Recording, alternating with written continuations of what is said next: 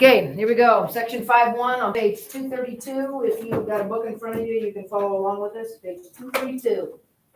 Title of this section is Angles of Triangles, and it's not very hard. Here we go.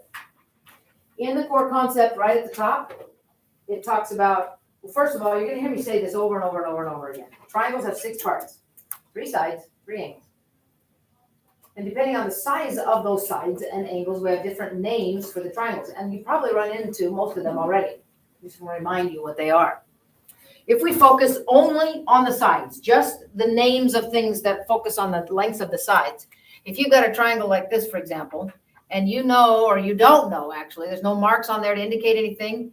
Let's say there was marks on there. This mark, and this mark. That mark right there indicates that each one of these is a different length from the others. They're all different lengths. When all 3 sides have different lengths, we call it scalene.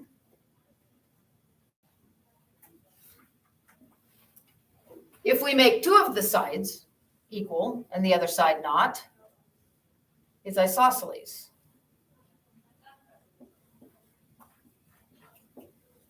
It's kind of interesting because I went on the back east trip with Mrs.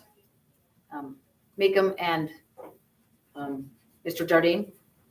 And Mrs. Meekum challenged me one night. She goes, I bet you can't come up with the word I can't spell. She goes, I'm really good at spelling. I said, well, I'm terrible at spelling. So I gave her this one. She couldn't spell it. You don't spell that word very often. And when you do, it's weird. You, when you go to express it and you have to write down what kind of triangle is this, can just stop at ISOS. Don't stop there. That's fine. You don't have to know how to spell it. This one, I really wish you'd write scalene. It's not very hard. It's not very hard to sound. This one is, so I'll let you get away with ISOS, okay? Okay. Here's the thing, though. It's really interesting and it's very subtle. The definition of when we say a triangle is isosceles, it says it is a triangle. Listen carefully. It is a triangle with at least 2 congruent sides, which means it could have 3. If there are 3 congruent sides, like this. By the way, I marked that with double like that. We call this equilateral because it's more descriptive. Lateral in Latin means side. Equi means equal, so we have equal sides. Equilateral is a more descriptive word for this. You can call it equi, E-Q-U-I, lat, if you want. It's not very hard to finish it. Equilateral triangle is more descriptive, but it is also an isosceles triangle based on the definition I just gave you. The only reason that we call this an isosceles triangle sometimes is because it has this will have all the properties that this has, plus a couple more. But it behaves like an isosceles triangle. Anything that we come up with, and as the chapter goes along, that is true about isosceles is also true about equilaterals. But there will be a few other things that is true about this. That's why we call it isosceles sometimes. It behaves like an isosceles. Okay, so these are the 3 words. If there's none equal, scalene, 2 equals isosceles, 3 equals equilateral. If we name them by just focusing on their angles, we have something like this. That almost looks equilateral. Let me see if I can make it not look that way and still keep what I want. Like that. If you were to, and you're welcome to do this with a piece of paper that you got, or I can give you one. If we were to take a piece of paper, which is supposed to be, and they're very, very well made. I mean, you open up a ream of paper, everyone's exactly like the other, and they always have a right angle there. So if I wanted to figure out if any of these angles are right, the only one that I suspect on this that might be right is that one. If I put that on there and line up one side, I can clearly tell it's not. See, it's too small. Okay, so I'm sure that all of these angles are acute. And if you're wondering, you look at one and say, I don't know if that's right or not. Use one of these. It's just really quick to tell. So this one has all acute angles, and guess what we call it? An acute triangle. If all the angles are acute, it's an acute triangle. If one of the angles is right, we call it a right triangle. So if it looks like it's right, they're trying to get you to measure it with a protractor, use your paper, and if it fits in there really nice, then they mean for it to be a right angle. I don't know if I drew this well enough to make it actually work out, but looks pretty good, right? I mean, pretty close. I mean, it leans out that way a little bit, but If you can put this in the drawing and in the book, and it actually is a right, you may say it's a right angle. Or if they draw it and it doesn't look quite right, but they've got that, you must assume it is. And we call this a right triangle. And by the way, and this is your first exposure to this, this is the symbol for triangle. Amazing. This is a right triangle. This is an acute triangle. This is an isosceles triangle. Just abbreviate the word triangle if you want. Now, what do you suppose we call a triangle with two right angles? The answer is you can't make a triangle with two right angles. Because remember, there's 180 degrees to go around. If you use up 90 here and 90 in another angle, there's nothing left for the other one. Besides that, you try and draw a triangle with two right angles. There's one. And if you decide to make this a right angle, you're going to go up and it's going to be parallel to this because same side interiors are supplementary. And you'll never get that guy to come up and connect. So a triangle can have at most one right angle. Okay? If you have a triangle that is clearly has an obtuse angle to it. Just one. Can you understand? Think about that think about it in your own head for a minute. A triangle cannot have more than one obtuse angle. For the same reason they can't have more than one right. Because if you try to draw it, you've got one, there's your obtuse angle, and you come over here and you make another one there. That thing hasn't got a prayer coming back this way to make a triangle. You see what I'm saying? There can be only one obtuse angle if there's even one of those. So while we call this acute because all three are acute, we will call this one right because one of them's right. We will call this obtuse because one of them's obtuse. And it's very clear that that's obtuse this time. See? This angle is obtuse. So we call this an obtuse triangle because one of its angles is greater than 90. And there can be only one. One obtuse angle does it. This is an obtuse triangle. So because every triangle has three sides and three angles, every triangle has two names to describe it. Okay. So if I drew something like this, and there was no indication that the sides were equal, what would you say that is? It's a right triangle, and it is scalene. So you can write down on your paper, right scalene or scalene right. Doesn't matter, but you've got to have both names. Okay? And it's scalene because we have no indication that any of those sides are equal. We do have an indication, even if it doesn't quite measure up, we do have an indication it's a right angle because of the markings. How about this one? What would you call this one?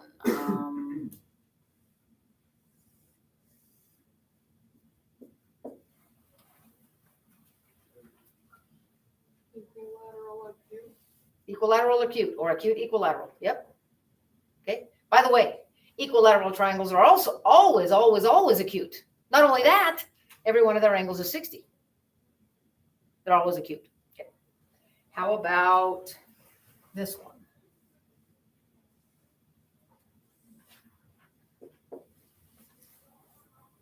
Obtuse isosceles.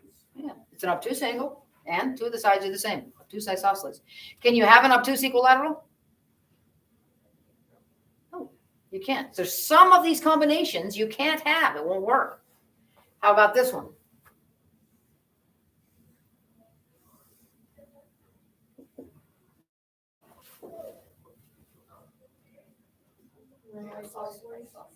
Right, isosceles. And the only way you can have an isosceles triangle is if the legs that make the right angle are equal, because the hypotenuse will always be longer than the other two. Remember that from studying Pythagorean theorem? There are some of these combinations where you grab one from this and one from this that cannot happen, and they'll drill you on that on the exercises and stuff. But do you think you got a good handle on this? You got all the 6 of these names memorized, you know how to use them? 3 for angles, 3 for sides, side lengths. Okay, done with that then. That's your first information about triangles, how to classify them. That's what they mean when they say classify them. Give it 2 names. And sometimes they'll give you 2 names and ask you to draw it, and sometimes you'll be able to draw it, and sometimes you won't. And if you won't, you say, I can't draw it. It's not possible to do it. Okay. Moving along, look at example 2 with me, please, on page 233. We're going to bring Euclidean geometry, which is 3,000 years before Christ, and not that far. But and then this Cartesian grid, which is 1,800 years after Christ. A long ways. I'm going to draw the 2 together here. Classify triangle OPQ by its sides. Then it is a right triangle. if you've got a triangle drawn on a grid like this, in order to classify it by its sides and give evidence that you're classifying it properly, we have to find the length of each side and show that they're all different, which means the distance formula. Okay, arithmetic. We have to find three distances. We've got to find the distance from P to O.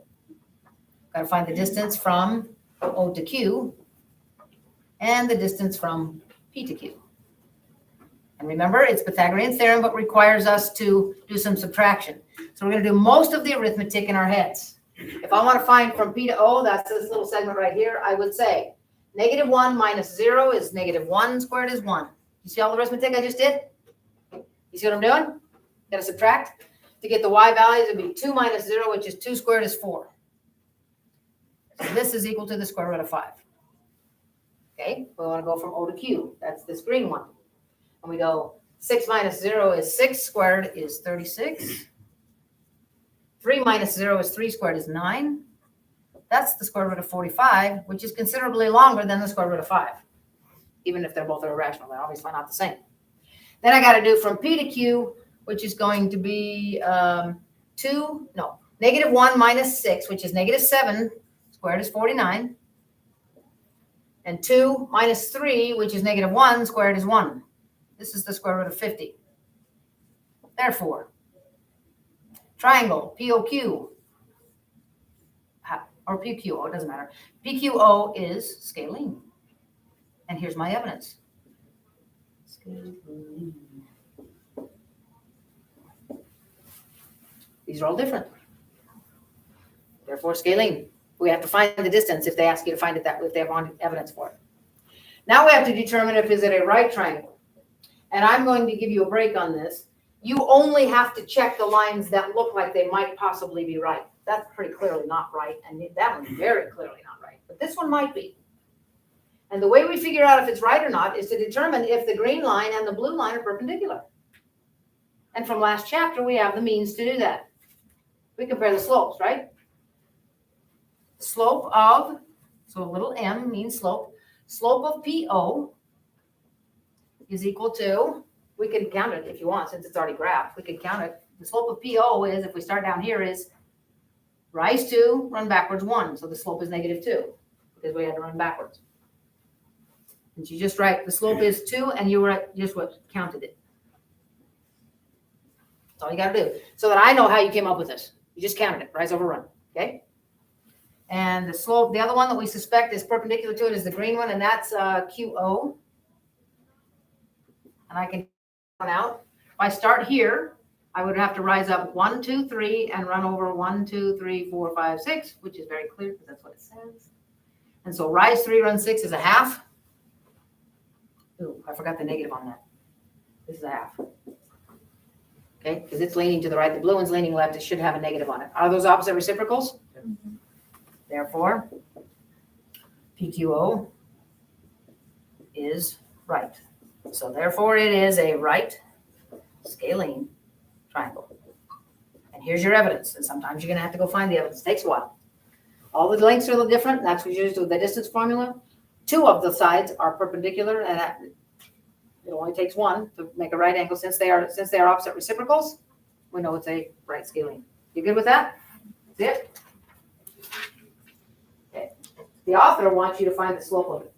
Compare the slope of every one of those lines. Just do the 2 that you suspect might be the right angle. The other 2 will obviously not be. And by the way, if that hasn't turned out to be opposite reciprocals, then you would call it I don't know what you'd call it. Scaling. It'd be hard to tell whether it was acute or obtuse based on the slope, but this one's right scaling. All right, I'm going to erase this because now I'm going to do a proof for you. Something that you've always been told is true. That a triangle always has, a triangle has 180 degrees in it, right? Well, I can think of a triangle that's got 270 degrees in it. That's it. Because people say there's 180 degrees in every triangle is false. You have to qualify it a bit more.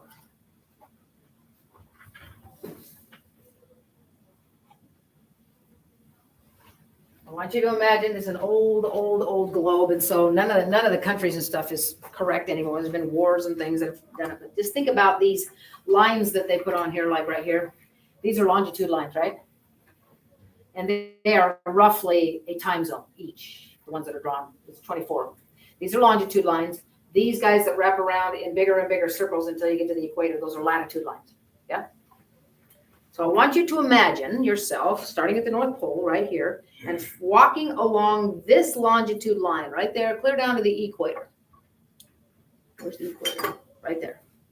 And then you decide to turn and go west.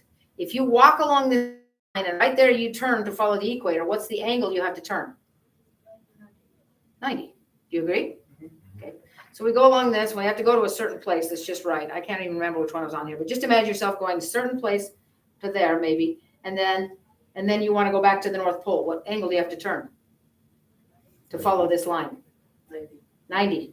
And if you follow the correct line up here, you can imagine that line here being perpendicular to this one. You'd have to come up here, and if you wanted to walk the thing again, you'd have to turn a right angle and go this way. That triangle that I just drew has a right angle at every corner, 270 degrees. Do you want to qualify what you mean by 180 degrees in a triangle?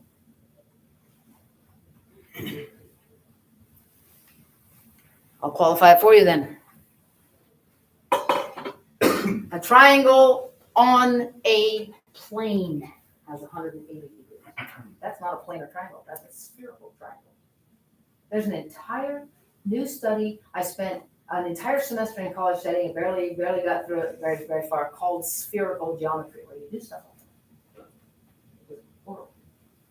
I like plane geometry. We're going to stick with plane geometry. So for you, every triangle will have 180 degrees in it. But don't sucker for the fact that every triangle you'll ever encounter in your life has 180 degrees in it, because it doesn't.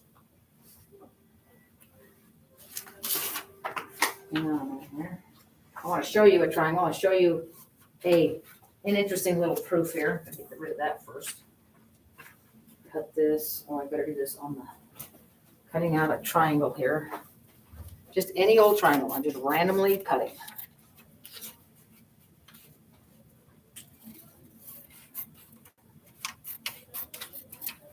Okay, so I got this triangle, and if I tear these sides off, or not the sides, the corners, like this. This is going to be difficult to see on a white board. I wish it was much easier to see on a blackboard when I did it before, but can you see those different? Can you see it? Let me do it over here. Those of you watching this, I'm going to have to move this a little bit over there on that blackboard so you can see it a little bit better. Pretend the lines aren't here. It's just got a dark background. If I take that corner, that sharp corner right there, and I put this corner right next to it so that the sides line up like this, and then I put this one right next to that so that the sides line up. Can you see that those three corners I tore off make a straight line? And we know there's 180 degrees in a straight line, right? So this angle that was here, and this angle here, and this angle here adds up to 180, because when you lay them all down, and that happens with any triangle, you will get a straight line where they're all in there. So they have to add up to 180 because there's 180 degrees in a triangle, or in a line, straight line, straight angle, I guess. But still not good enough for mathematicians, so I'm going to prove it to you now. We can actually do a proof. You won't have to do this on a test or anything, but I would like you to follow it. So if we are going to prove that there's 180 degrees in a triangle that's in a plane, this is my plane, just any old triangle at all, and this is what we are given, triangle ABC. We are going to prove that angle A plus angle B plus angle C, angle A I said, plus angle C equals 180. That's what we're out to prove. And all we get is a triangle. And this proof is different from a lot of other proofs you've seen before, because we're going to add something that must be true to this picture in order to get it proven. Do you remember I told you a while ago that if you have a point and a line, that there is only one line that goes through that point parallel to this one?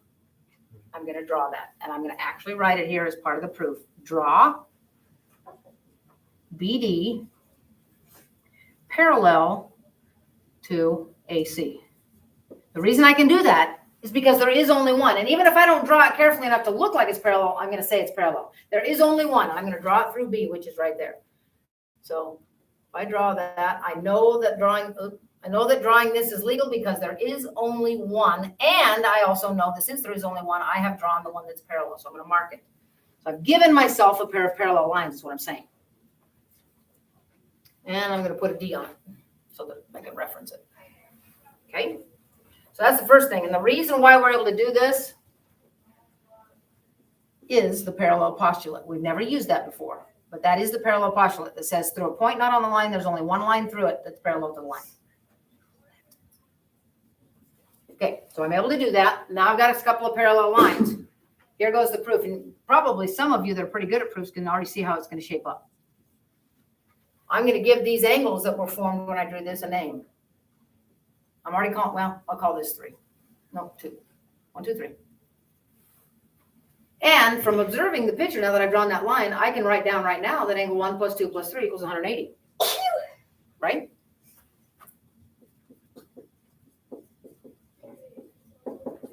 Because there's 180 degrees in a straight angle. That's an if you can see it, you can say it thing. Right? Now, because of the parallels, I'm able to write something like this. Angle 1 equals angle A. And also, angle 3 equals angle C.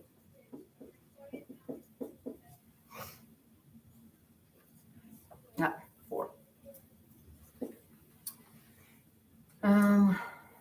That's because parallels, which I gave myself by drawing that line, imply alternate interior angles are equal. That's what we learned last. Yeah. You good on that? Which means that I can rewrite this.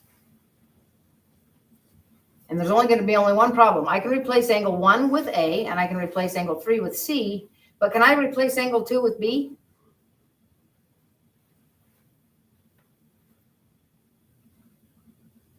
I'm going to change my given because when I drew this line, remember I told you, you cannot refer to any of these angles as angle B. There's 1, 2, 3, 4, 5, 6 angles there that could be angle B. So I'm going to change my proof to be the one angle that's inside the triangle, and that's angle 2.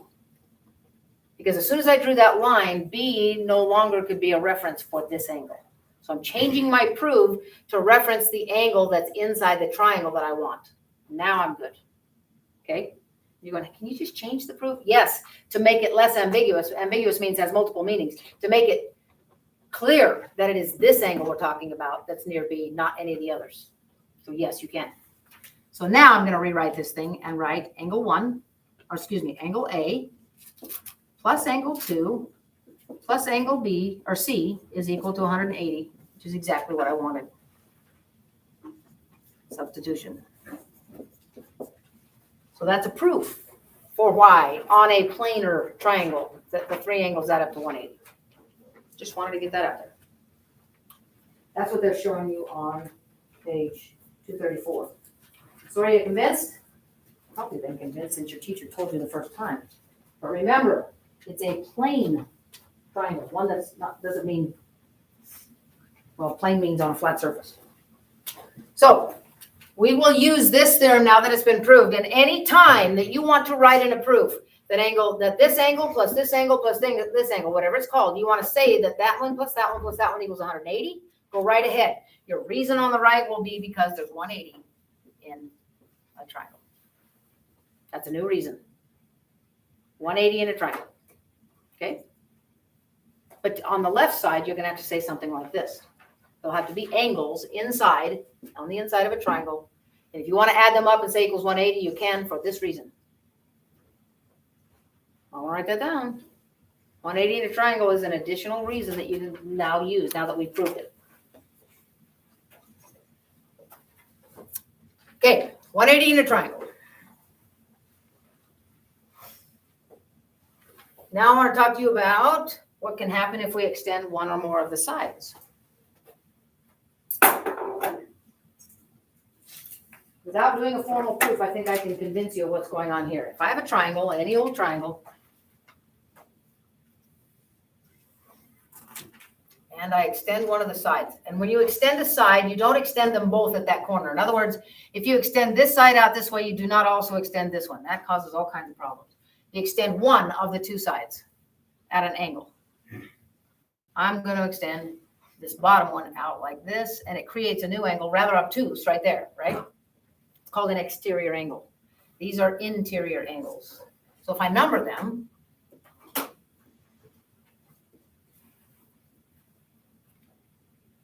I want to show you what happens, the two things that I can write. This isn't the formal proof, but maybe you can see how it might shape up. If I said angle 1 plus angle 2 plus angle 3 equals 180, it would be for that reason I just gave you. If I said angle 3 plus angle 4 equals 180, it would be because there's 180 in a straight angle. We got these 180s for different reasons, but they're the same number, which means angle 1 plus angle 2 plus angle 3 equals angle 3 plus angle 4. Do you agree? Because they're both equal to 180, those two left sides are equal to each other. Now, if I subtract the thing that's the same, which is 1 and 3, or just the angle 3, I have angle 1 plus angle 2 equals angle 4. If I subtract. So 180 in a triangle, 180 in a straight angle, substitution, subtraction. Now, I want you to see where those things, now that we've come up with it, I want you to see where this equation is up here. We have angle 1 and angle 2, and I'm going to write those in blue. 1 and 2 are over here. 4 is over here, and they are related. The little guys here, these two little dudes here, add up to this one out here. Now, what you need in order to be able to write this, or to understand what they want you to do, is we need names for these. This is called an exterior angle.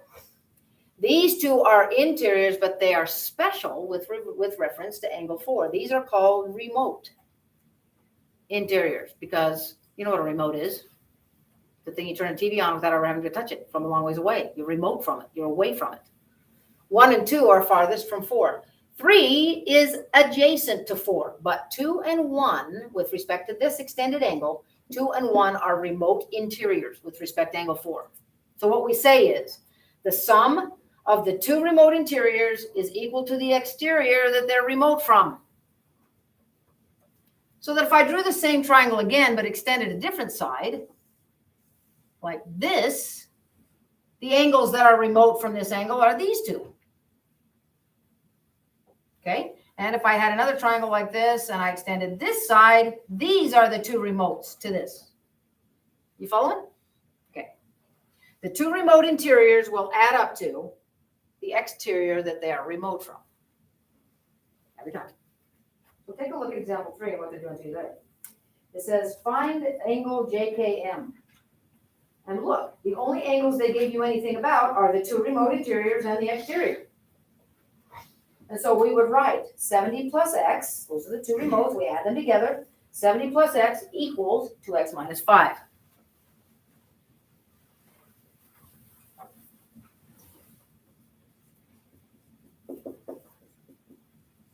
This was a remote interior angle, this was a remote interior angle, this is the exterior angle they're remote from. As soon as you have written that, the geometry is over. You just use this fact right here, no more geometry, now it's algebra. Subtract the x, add the 5. Did you catch that? The algebra? And what they want us to do is find JKM. JKM is the exterior one, which is 2x minus 5. This is JKM. So we take that, 2 times 75, and subtract 5, which would be 145. Because 2 times 75 is $1.50, minus a nickel, $1.45. Yeah? So please remember that in geometry, you often will write equations and find x, but it doesn't mean you're done. In algebra it did, but not here. Sometimes you have to take that x and plug it back into something to answer the question. Make sure you answer the question that's asked. Moving on. Oh, there's a corollary, folks, is a theorem. It's a fact. It's a theorem or something that you can use that follows right on the heels of something else. Remember I told you there's 180 in a triangle?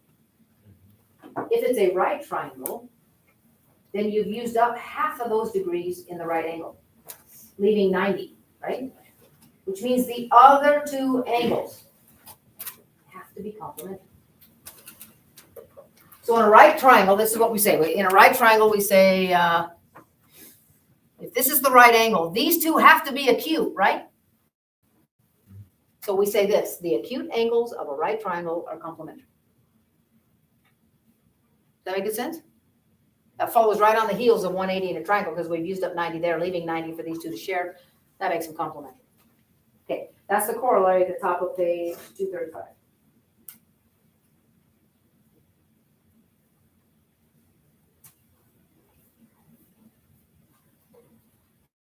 Okay, in example 4, it says this. In the painting, the red triangle is the right triangle. And then you get this information. So I got my right triangle. I'm going to use that one right there. Is a right triangle. It says, where is it? Oh, I was reading the wrong thing. Okay. The measure of one acute angle in the triangle is twice the measure of the other. Which one of these looks bigger, the top one or the one down here? Okay. That one's going to be twice as big as this one. We don't know what they are, but one of them's 2 times the other, so the other is going to be x, and this is going to be 2 times it. And that tells us, based on what the corollary is I just gave you, is that x plus 2x has to equal 90. Does that make sense? Those are the acute angles. So 3x equals 90 in the combining like terms. X is 30. Find the measure of each acute angle, 30 and 60. If the small one is 30, this is the remainder of that 90, which will make it 60. Besides that, it's twice as big, and twice 30 is 60. How are we doing so far? You okay? Good, because that's it. Do your assignment.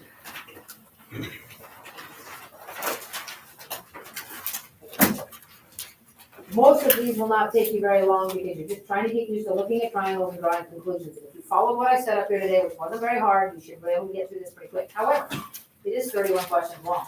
Here they are. 1 through 7, 9 through 29, odd, 30 to 37, 41, 42, 43, 49, 51. I want to give you a hint. Would you all please look with me just above number 29 on your exercises? So it's on page 237. It's in the lower left corner of page 237. Are you there? Quite often in books like this, they will ask you to find things, and you think you should be able to do 29 and then 30 and then 31 and then 32. They don't often ask you to find things in the order that you would normally find them. So here's my recommendation to you. Get that picture, take the 40 degrees and the right angles that are marked, and then the vertical ones you can see there in the middle and stuff like that. Take that information and what you know about linear pairs and vertical angles and right angles and find out every angle you can find. Draw a picture of that on your paper, make it pretty big so you got room to write, and find every one of those angles in whatever order seems reasonable to you. And write it down on the picture. Then go answer the questions. Because if you try to answer them in the order that they are asked, oftentimes you can't get angle 1 before you get angle 5. You know what I'm saying? So it'll be a little bit weird. So if you've got a whole bunch of questions asking about a single picture, draw that picture and find out everything you can in whatever order feels good to you, and then go answer the questions. I recommend that highly. You'll do a much better job of it. All right. That's it.